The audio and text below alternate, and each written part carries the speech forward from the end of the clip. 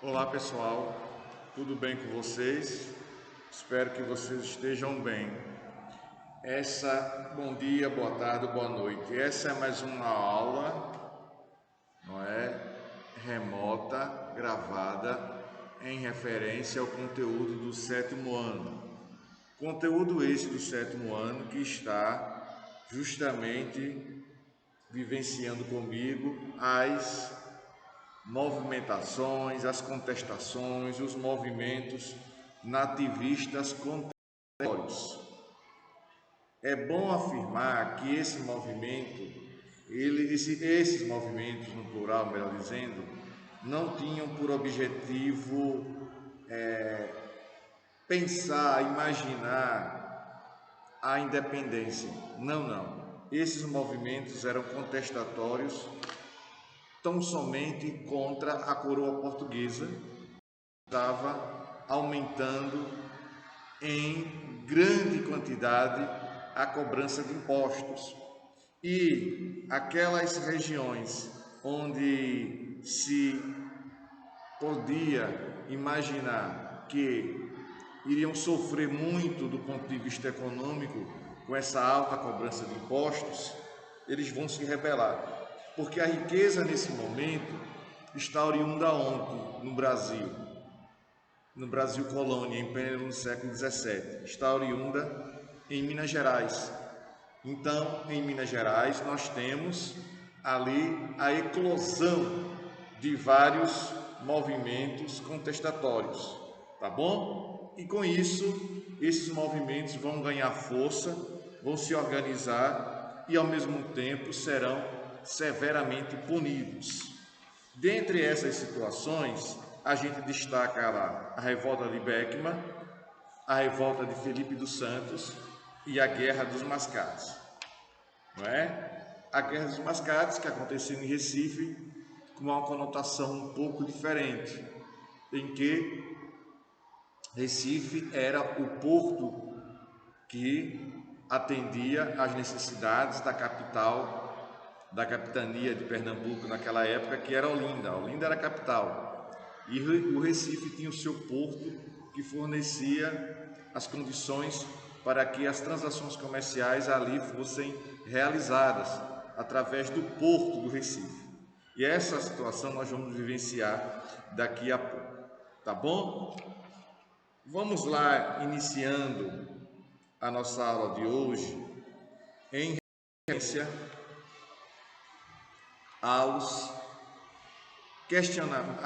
aos movimentos contestatórios desse período, desses movimentos chamados de movimentos nativistas. Convido vocês para que vocês possam abrir o nosso livro na página 264. Na página 264 tem um subtítulo assim: Movimentos nativistas contestatórios. Vamos lá? Isso. Como já foi dito, a descoberta de ouro e diamante na região das Minas Gerais impactou a vida no Brasil. Houve um grande deslocamento populacional para a região, o que causou sérios conflitos devido à disputa pelo ouro entre a coroa portuguesa e os bandeirantes.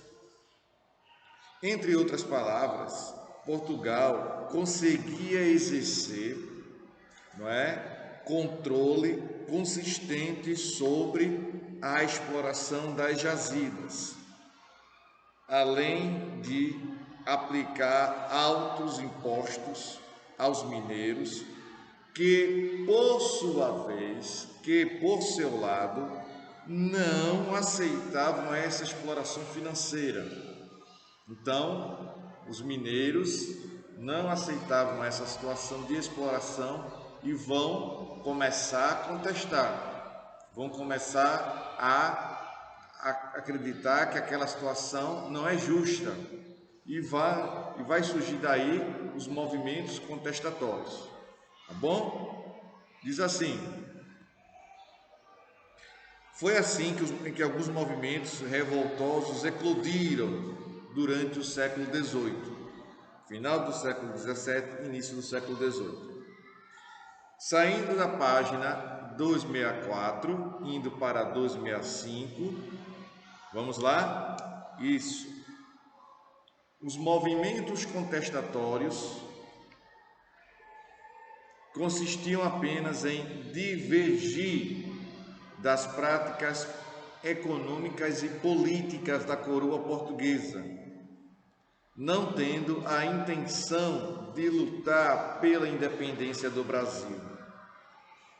Os principais movimentos contestatórios foram a Revolta de Beckman, em 1684, a Guerra dos Mascates, entre 1710 e 1711, e a Revolta de Filipe dos Santos, em 1720. Vamos agora vivenciar a Revolta de Beckman. Vamos lá. Esse conflito, Revolta de Beckman, 2005 ainda. Isso, preste atenção, muito bem. Esse conflito de caráter nativista tem a ver com a questão da escravização de indígenas que foram usados como mão de obra nas fazendas e nas minas.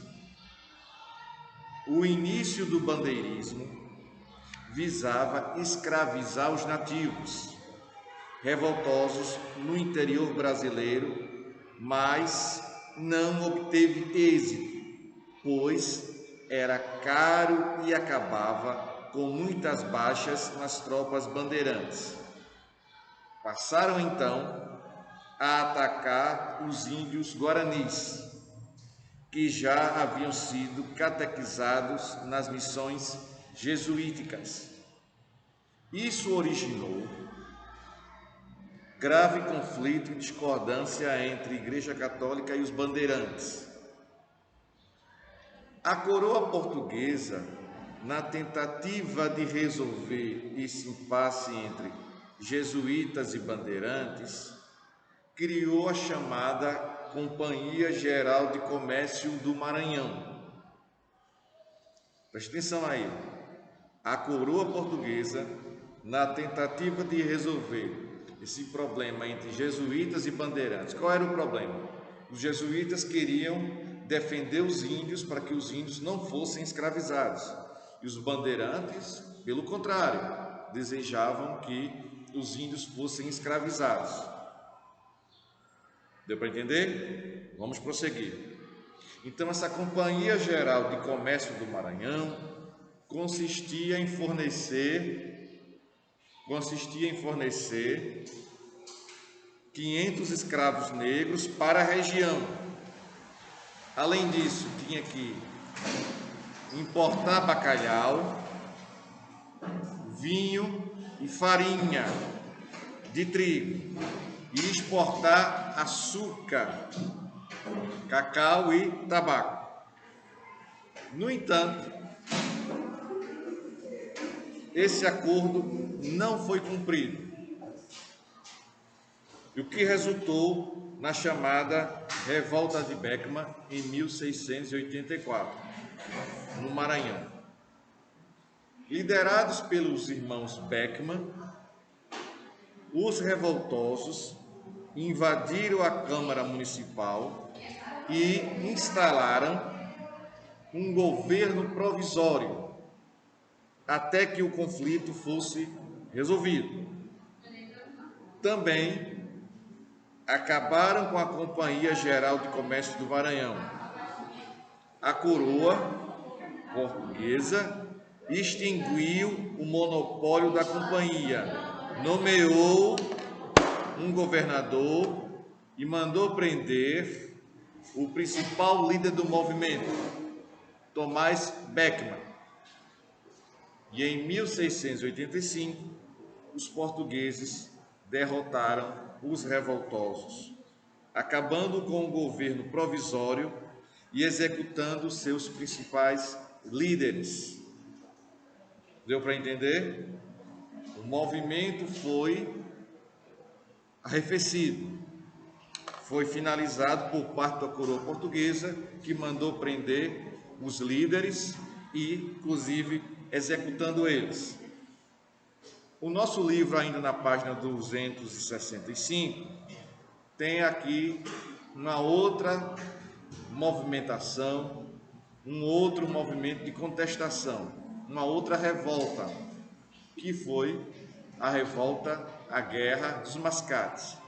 Essa Guerra dos Mascates acontece em Pernambuco devido à rivalidade entre as duas cidades, entre Olinda e Recife. Olinda era a capital e Recife era o porto. E vamos observar aqui que os recifenses querem, elevar a categoria de vila. E eles vão conseguir isso. Vamos lá como é que vai ser. A Guerra dos Mascates, 265 ainda, preste atenção. A saída para a crise açucareira no Brasil foram as minas de ouro e diamante. Mas, no caso do Nordeste, os fazendeiros e comerciantes ainda passavam por grandes dificuldades e não viam perspectivas que pudessem mudar essa situação. Nesse contexto, em 1710, eclodiu a Guerra dos Mascates. Mascates era um nome pejorativo dado aos comerciantes do Recife, que na prática eram ambulantes, ou seja, sem um local fixo para exercer suas atividades comerciais. Atendendo à reivindicação dos recifenses, Dom João V elevou Recife à categoria de vila, por meio de uma carta régia em 1709. Com esse ato, os olindenses perderam os impostos cobrados aos recifenses. Outra decisão tomada foi que o porto do Recife, que o porto passava a ser do Recife. Inconformados com essas dificuldades financeiras em que se encontravam, em virtude da concorrência do produto antilhano, as tropas de Olinda invadiram Recife. O governador fugiu para a Bahia, depois de ter sofrido um atentado. O desenvolvimento comercial do Recife, o que gerava discordância entre olindenses e comerciantes portugueses do Recife, também pode ser considerado um motivo para o surgimento desse conflito. Em 1711, com a chegada do novo governador, Félix Machado de Mendonça, foi mantida, com a chegada desse governador ao poder, Félix Machado de Mendonça, foi mantida a decisão do governador anterior e os envolvidos na guerra foram anistiados, ou seja, aqueles envolvidos na guerra foram perdoados. Chegava ao fim a Guerra dos Mascates e o Recife passou a ser uma cidade de destaque, crescendo bastante e se adequando à realidade econômica do Brasil, que não mais dependia da produção do açúcar, não é? A revolta de Filipe dos Santos é o nosso próximo conteúdo. O que é que vai dizer lá? A revolta de Filipe dos Santos aconteceu em Minas Gerais, especificamente na cidade de Vila Rica. Vamos entender lá um pouco. Revolta de Filipe dos Santos. Vários foram os motivos que levaram à explosão desse conflito na região das Minas Gerais. Entre os principais estão a proibição do comércio do ouro em pó, o aumento no rigor à cobrança do quinto, a criação das casas de fundição, por onde toda a produção deveria ser recolhida, os altos preços dos bens de consumo e subsistência, a derrama, que cobrava impostos atrasados com violência, e a divergência étnica entre portugueses e brasileiros. aqui nessa página 266, estamos na página 266, nós temos essa imagem aqui, que tratando de uma posição revoltosa na cidade de Vila Rica, em Minas Gerais, e aqui ao lado tem a seguinte legenda: